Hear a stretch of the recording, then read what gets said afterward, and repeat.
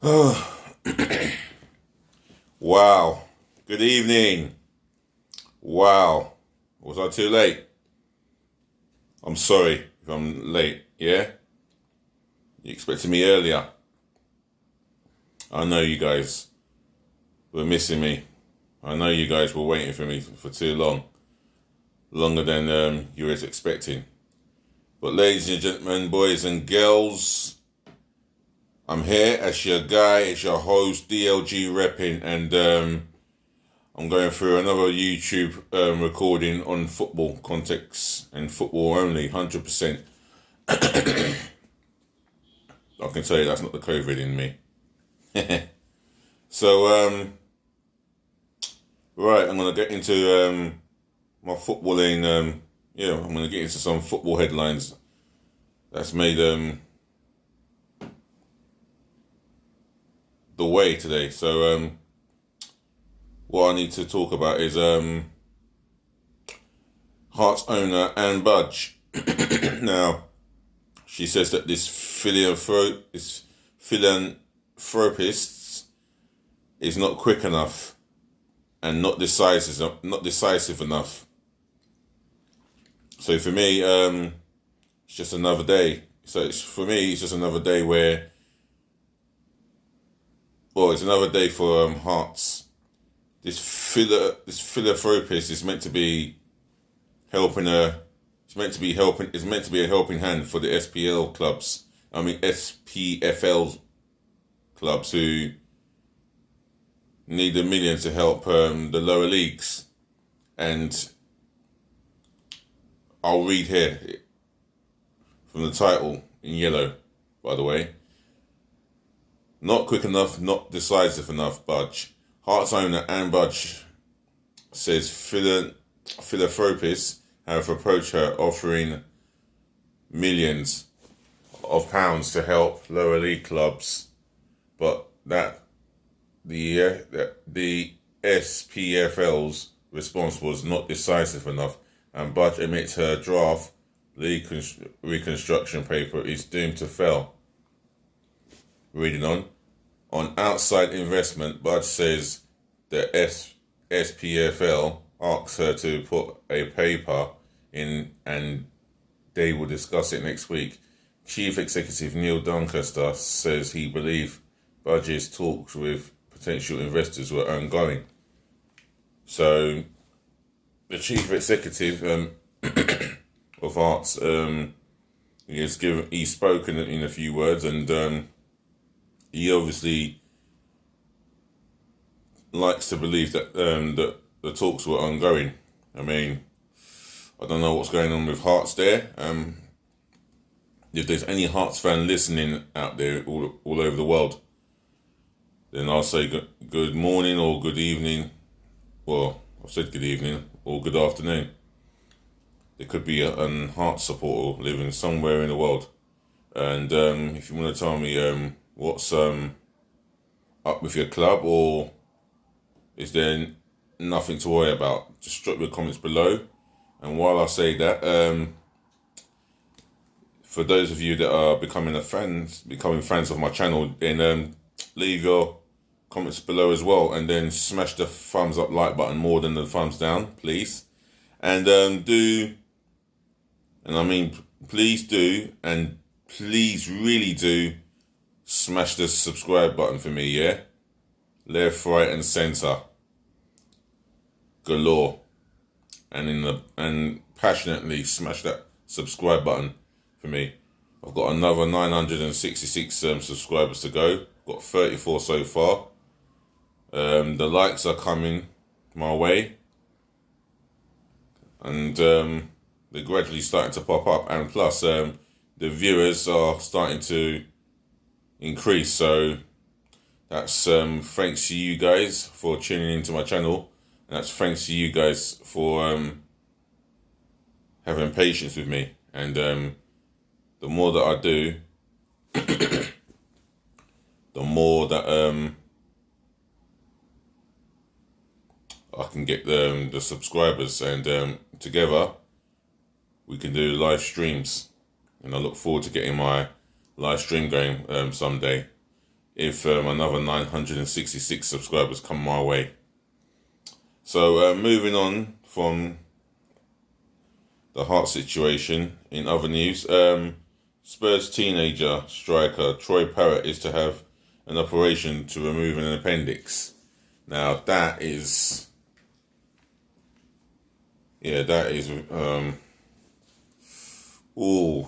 not a good thing to go through. Can you imagine he's going to have to be put to sleep because this appendix is not a nice operation, obviously, and hospitals are never nice. And he's going to miss the rest of the season.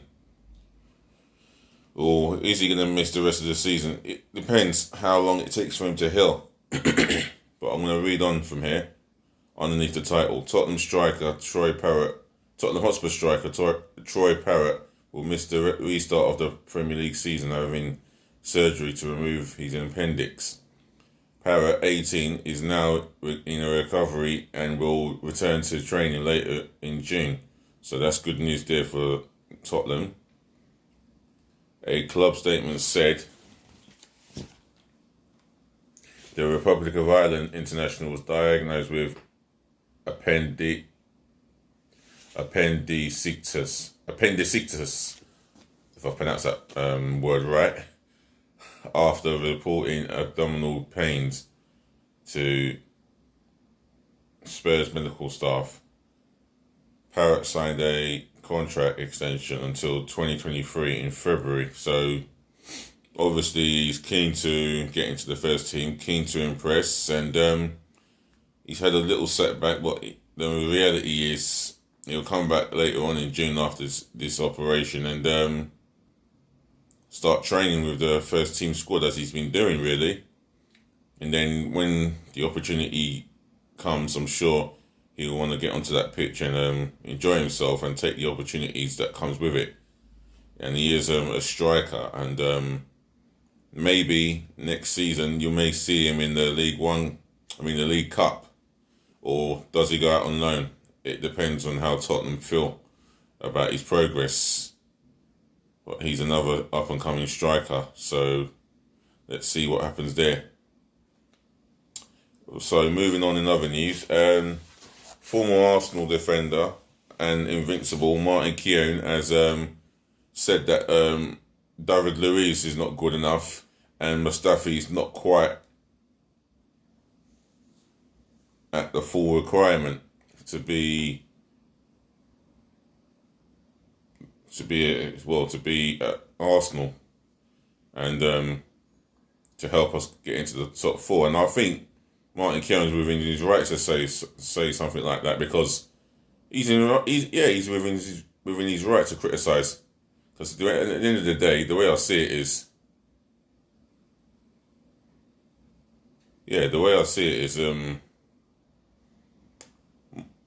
Martin Keown has always been consistent as an Arsenal centre half, and he spoke of he must have spoken critically of David Luiz's error prone, and Mustafi as well, and I can see it from his point of view. I mean, Mustafi, for me, in his first, I don't know, maybe his first couple of seasons, he was, maybe his first couple of games or couple of months, he looked very promising. He looked like a promising centre-half in the beginning of his reign. However, in the time that he's been with Arsenal, he's disappointed us with abject performances, sloppy mistakes, poor defensive positional, poor positional places. He gets into the defence. He's not been good enough overall. I mean, poor positional play from open play or a set piece. Although he's got the tendency to be effective with attacking set pieces, but overall, he's just so inconsistent, and he's exactly what we don't want in the defence. Although in a month under Arteta, he has played well, but overall, he is not the defender that I want to see in the first team next season. He's just too inconsistent, and there's always a mistake in him, and you just have to prepare for the worst when watching Mustafi, because you just know there's something up his sleeve where he'll lose concentration and do something so stupid, and then it would lead to a goal or lead to an opportunity for the opposition or the opponent that he faces. And for me, I think we should get rid. And with David Luiz, my word, he is proven to be more of a Chelsea leftover than an Arsenal legend. And he just wasn't the centre-half that we needed. Let's be real. He just wasn't the signing that we could have done with. We could have done with a big name signing or a top quality centre-half. And David Luiz was never that. He was never that end product. Prone to mistakes like Mustafi. Positional awareness is poor, just like Mustafi's positional sense of awareness, for me, just poor. He'll more likely to react to danger than to sniff it out, and that is where my issue is with him. And prone to giving away stupid set pieces. 2 set pieces that I can remember. The one against Liverpool where he did not need to go in on Salah. We're 1-0 down, fair enough. We're still in the game. And if he does not go in for that tackle on Salah, we could not be 2-0 down. But then again, he went in for that tackle because he lost concentration. He was marking Salah and then he lost his marker and then he put in a stupid tackle. And some will say that he was... Well, some complete idiots will say that he was at fault for the error v Chelsea away. No, Mustafi was at fault, completely at fault. The second David Luiz error, I've forgotten what I was going to say because I remember the Luiz being completely at fault. I think it was... There was another error. I don't know if it was in the Chelsea game, but it was in another fixture. Yeah, he made a mistake, and he's made 2 errors. My fans, if you want to leave your comment section below, then please do, and remind me of David Luiz's 2 errors. I know he made an error against in the Liverpool game. I think it was the Man City game. No. Was it Liverpool? Yeah, I mentioned Liverpool. Chelsea. No. Tottenham. No. Oh, I'm trying to think of the error. Watford. Where we blew a 2-goal lead. And at 2-1, we faced a counter-attack. Now, David Luiz was backing off. What he needed to do is stand his ground, get goal side and as tight as possible, and not allow Pereira to run at him while backing off. No, you stand your ground, get as tight as you can, and force him to go on his weaker side. But he didn't do that. By the time he decided to stand up here, he decided to challenge him in the penalty box, and before you know it, we've conceded a stupid penalty. He's conceded a stupid penalty, should I say. All because he lost concentration and he panicked. And that penalty cost us 2 points that day. We were 2-0 up, cruising, and we just lost concentration. He forgot to mention Socrates, who made Martin Keown, he forgot to mention Socrates, who made a complete pig's ear of the Watford first goal in that game.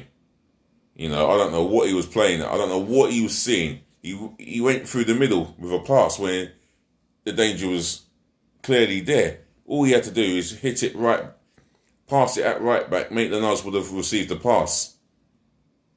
And that led to the error, and then David Luiz, what a nightmare. Luiz and Mustafi. Just Luiz Mustafi, and you should have mentioned Socrates and Martin Keown. And for me, he needed to calm down. I mean, them three alone, I think they should be sold.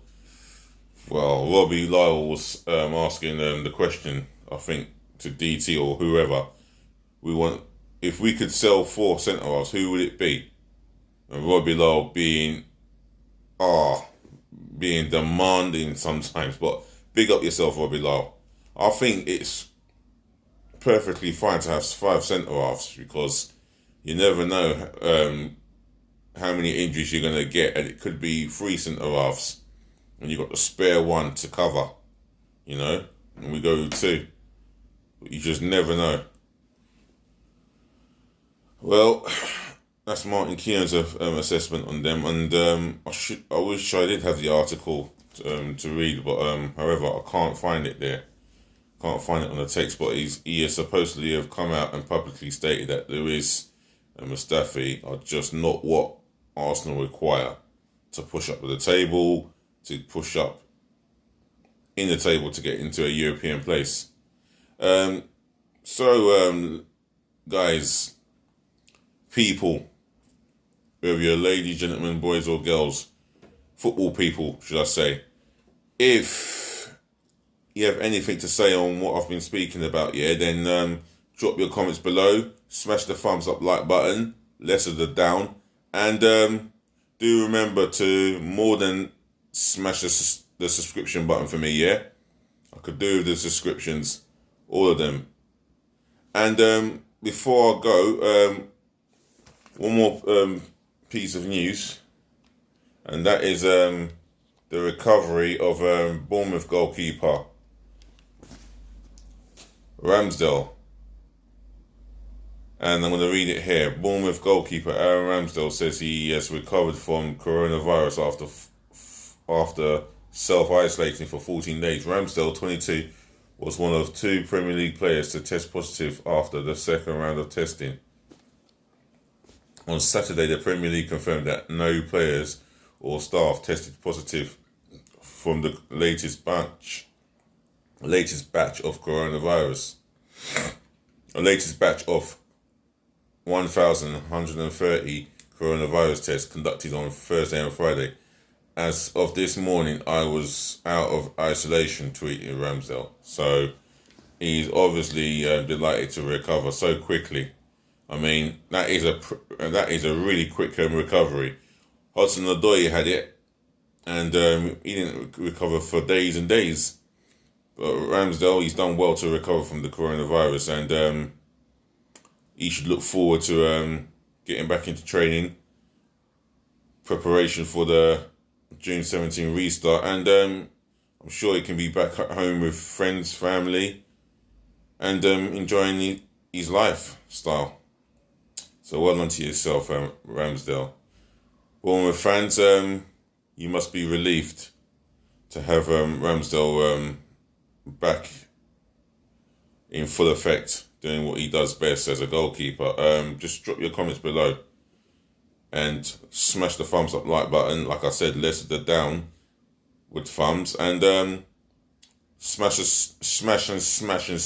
subscription button for me, left, right, and centre galore. And do that for me, Because remember, if my channel is going to grow, I need my subscribers, and my subscribers are my fans, and my fans are my everything on this channel. If you help me by smashing the subscribe button for me, as many as you can, I'll help you with more videos and keeping you entertained, as far as I can, and talking facts and truth on this channel, and that's what I do. And if you want to hear facts and truth, then you know what you have to do. You help me, I help you. Otherwise, I'm going to wrap it up. I'm going to call it a night. Enjoy the end of the evening. And, yeah, try and be safe, do the right things, and just obey the government guidelines. Other than that, ladies and gentlemen, boys and girls, your guy, your host, DLG REPPIN, yeah? So allow me to say love, peace, and bless. And thanks for listening, and thanks for tuning in. Because DLG is out again. So laters and good night.